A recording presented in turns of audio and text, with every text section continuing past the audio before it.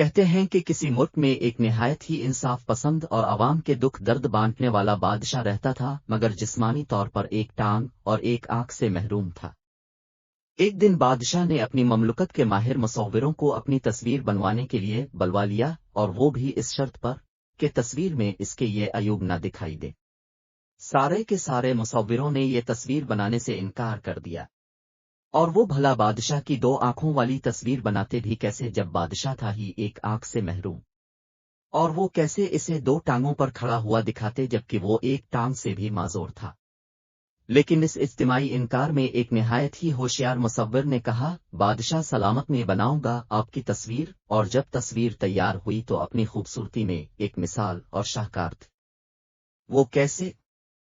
تصویر میں بادشاہ شکار کرتا دکھائی دے رہا تھا، جس کے ہاتھ میں تیر کمان تھا اور وہ گھوڑے پر سوار تھا، اور شکار کرتے ہوئے اس نے ایک آنکھ بند کر رکھی تھی جس آنکھ سے وہ محروم تھا، اور جس ٹانگ سے وہ معذور تھا وہ ٹانگ گھوڑے کے دوسری جانب تھی جو کہ دکھائی نہ دیتی تھی، اور اس طرح بڑی آسانی سے ہی بادشاہ کی بے عیب تصویر تیار ہو گئی تھی۔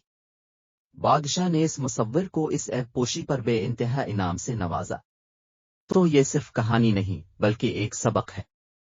کیوں نہ ہم بھی اسی طرح دوسروں کی بے عیب تصویر بنا لیا کریں اور اپنے رب کریم سے انعامات حاصل کیا کریں۔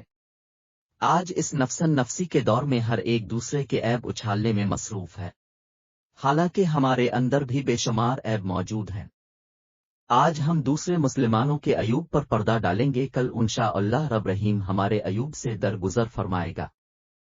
تو آج سے کوشش کریں دوسرے کے عیوب کو چھپایا کریں گے، خواہ ان کے عیب کتنے ہی واضح ہی نظر آ رہے ہوں، اور جب بھی لوگوں کی تصویر دوسروں کے سامنے پیش کیا کریں ان کے عیبوں کی پردہ پوشی کریں گے، کیونکہ انبیاء کے علاوہ کوئی شخص بھی تو عیبوں سے خالی نہیں ہوتا۔